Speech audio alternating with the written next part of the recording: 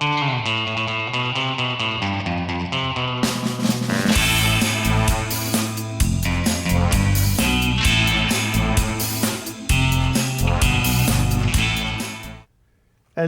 To the common layperson who paid attention for 5 minutes in biology class, like me, because 5 minutes is how long I actually paid attention, enzymes were those funny little proteins that help us break down food in our bodies.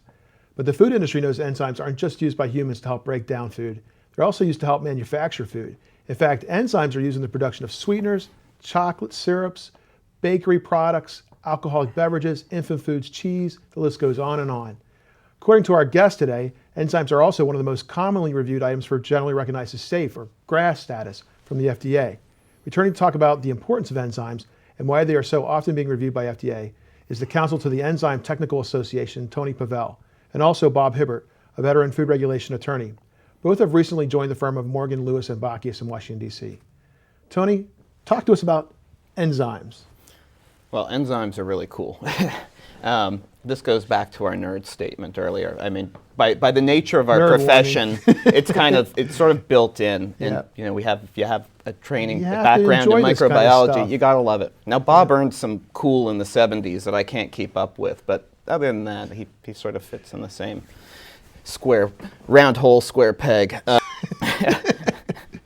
So enzymes, the reason that they're so cool is, every living organism needs enzymes to function, and enzymes are a proteinaceous biocatalyst, and what that really means is that they are proteins made of the basic amino acid building blocks, folded into three-dimensional structures, and they catalyze very specific reactions, and they catalyze them very efficiently.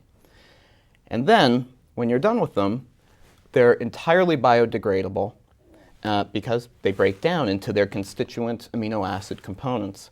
They have been in food processing and food applications, they've been described in peer-reviewed literature as intrinsically safe proteins.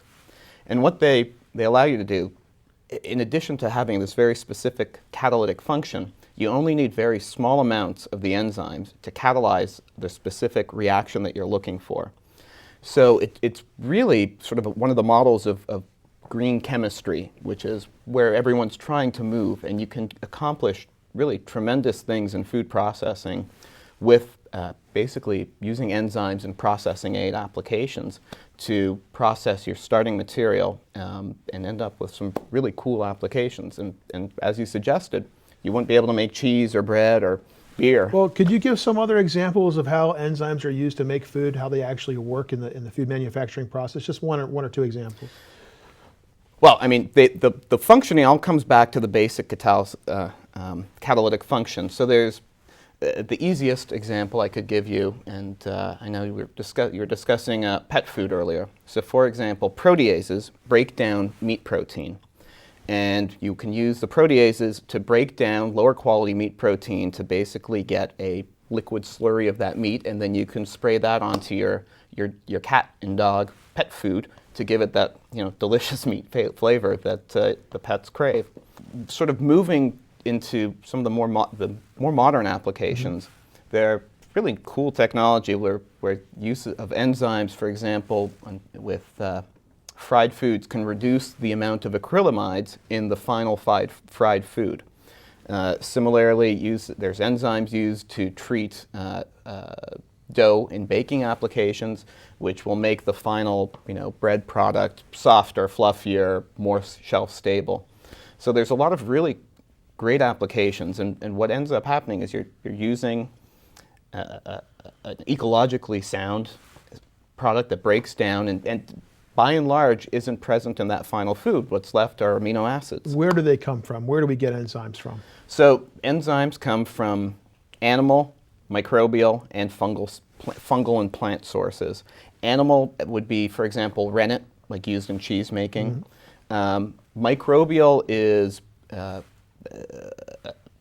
the sort of modern application because you can basically breed the microbes to tweak them to output enzymes, the specific enzymes that you want at greater output, and help with the enzyme's properties, whether it's pH or heat tolerance, etc. Fungal has been around for many years, and same plant sources such as papain from papaya and bromelain from pineapple, which are still are the main sources for those particular enzymes. Wow. So I think you kind of answered my next question, which was going to be why so much grass activity? How much grass activity is there? Do you have a number? I believe it's, if you looked at the actual, I should have pulled the number before I came here, but I think somewhere in the neighborhood, I'm reasonably comfortable if you actually take all the grass applications, somewhere between 15 to 20% have been enzymes. And the reason for that is because of the intrinsic safety of these proteins, they're really well suited for the grass notification. You know, these are enzymes that have been used, this has been around for 40 years, sort of modern enzyme production. And again, there's no sort of, through the processing, there's no microorganism. The microorganism or original fungal source is filtered out. So what you're dealing with in the end are these catalytic proteins that are used by every living creature, and ultimately even the proteins that you modify through breeding or other techniques. What you end up with is, if you need to keep those core catalytic, you need to keep that three-dimensional shape so it can act as that catalyst.